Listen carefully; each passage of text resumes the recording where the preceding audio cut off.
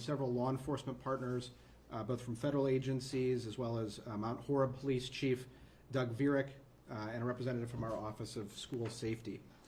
The Division of Criminal Investigation at the Wisconsin Department of Justice is now leading an investigation into the entirety of the incident that took place earlier today in Mount Horeb. We will be releasing information as quickly as we're able to in a way that doesn't interfere with the ongoing investigation. So here's what we're able to provide at this point in time. Since late this morning, the Mount Horeb School District has been locked down due to a safety threat. Police officers from the Mount Horeb Police Department responded to a report of an individual with a weapon outside the middle school. Police officers responded to that threat and they used deadly force. This incident took place outdoors. The subject in this case never gained entry to the school building during the incident, and the subject was a student in the Mount Horeb School District. While the investigation into the details of this incident is ongoing, other than the subject, no other people were physically injured during this incident. Again, the investigation is ongoing and there will be more details to come as we move forward. Law enforcement is and continues to vigorously investigate this incident. For a period of time today, there was concern that there was an ongoing threat related to this incident. We currently believe that there is no ongoing threat to public safety. But again, this is an ongoing investigation, and we will update the public if any additional threat to safety is discovered. Reunification between students and parents is ongoing. The safety of students and school staff is our number one priority. And we want to thank the parents and community members in Mount Horeb for their patience as this process took place to ensure the safety of students and school staff. In addition to the Division of Criminal Investigation, DOJ's Office of School Safety is responding to provide additional support to the Mount Horeb School District, and I'll say a few more words about that in a moment, but now I'm going to turn it over to Superintendent Steve Salerno for additional information. Good evening, and thank you for being assembled here tonight. My name is Steve Salerno. I'm the superintendent here in Mount Horeb.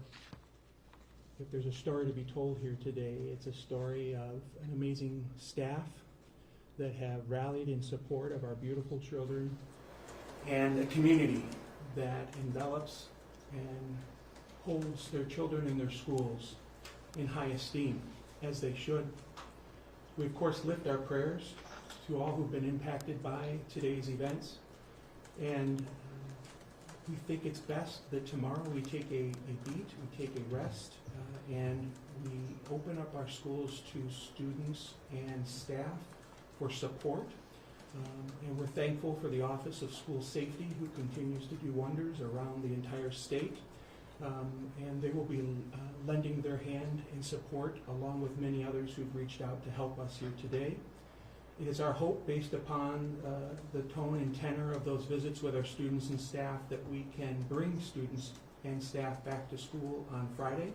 We'll have a decision on that at some point here in the near future. But at this point, we are ready to roll up our sleeves and work shoulder to shoulder with our amazing law enforcement and first responders who came to help support and protect our young people and their loving and dedicated staff. We are beyond grateful for your leadership today. And we hope to, at some point, to begin the process of engaging our parents and community about questions that they may have germane to school safety. I will say this, that had it not been for our community stepping up to the plate to help support capital and operational referendums that allowed us to install safety measures, including vestibules, locked front doors and the like, this could have been a far worse tragedy, and we're beyond grateful for the community support of our beautiful children and their loving staff. Thank you.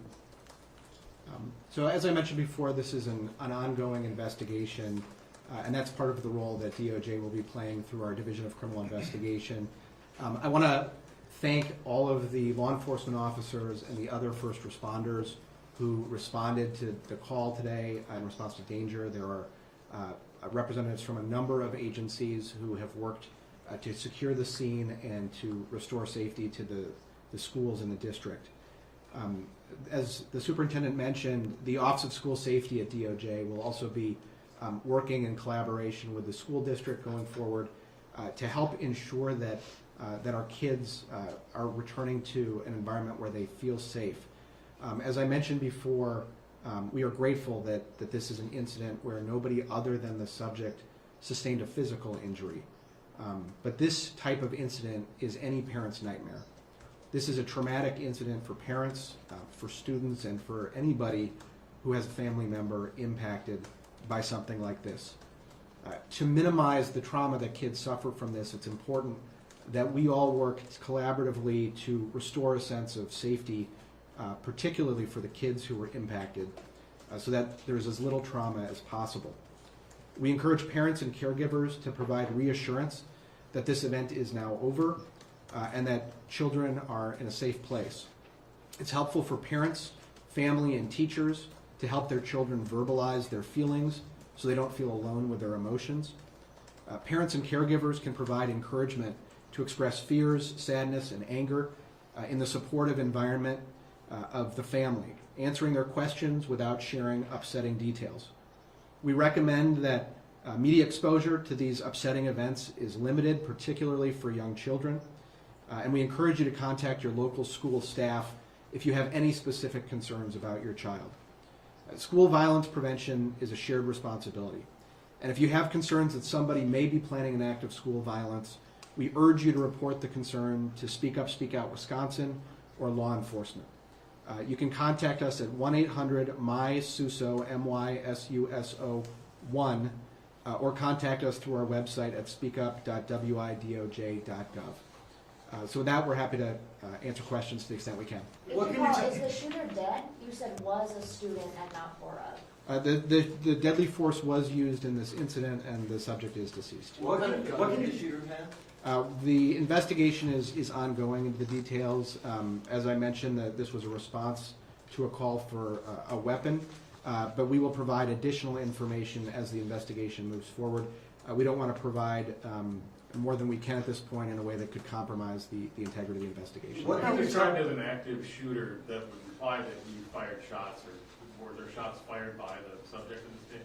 As I mentioned, the investigation into a lot of the details is ongoing, and while we have begun the process of gathering information, we want to make sure that what we're providing to the public has been reviewed and that we're confident in it as we provide it. So we'll have additional information to provide on those details as we move forward. Were there students outside when the subject approached, and then were there this exchange of gunfire possibly with students witnessing it? I can't speak to that detail at this point in time. Did the student indicate that they were going to bring a gun to school today?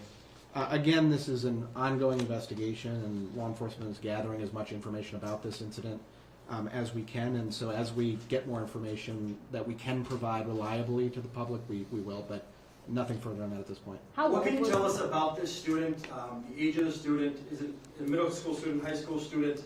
And then has this student had any previous interaction with law enforcement? We're not identifying the student at this point in time. What I can say is that it was a student, it was a minor, but as we continue to move forward with this process, we'll provide information as appropriate. I will also mention we'll be working in conjunction with the DA's office as information is gathered, and the details that we're able to release will be based on conversations we have with that office. As for previous interactions with law enforcement?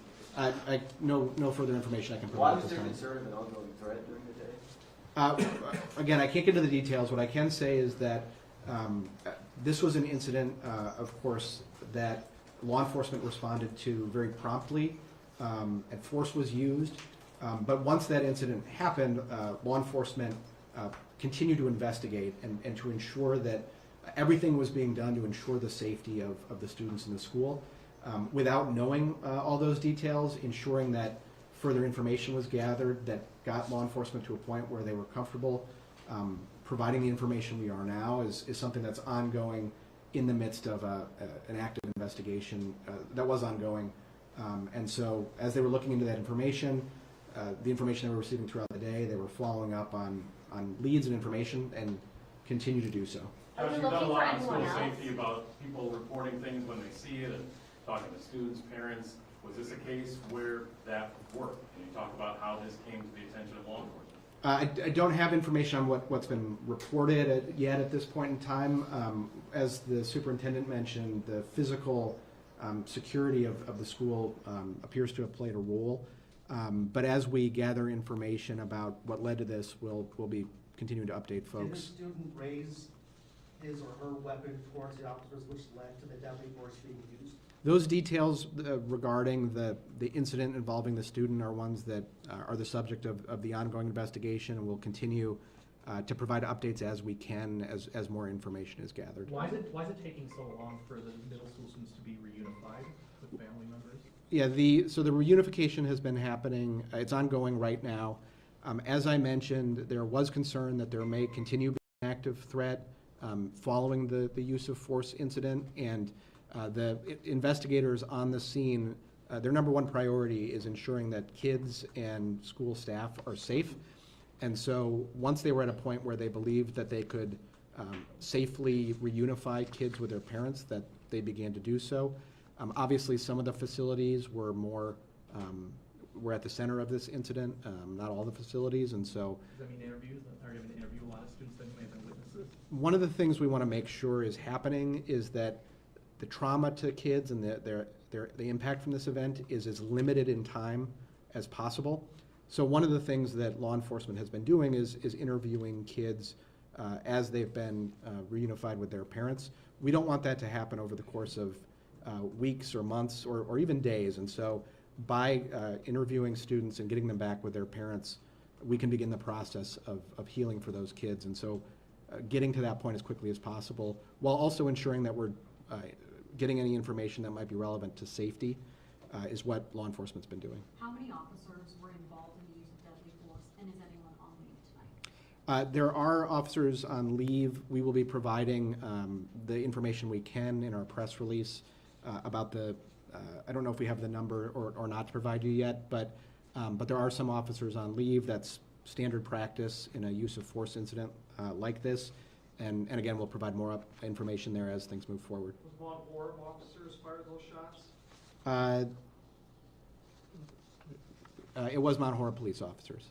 Are they equipped with body cameras? They are, yes. Superintendent Salerno and Amy Hall, what went right today? I think all of the training that we've provided to our students and staff played a pivotal role in protecting everybody's interests.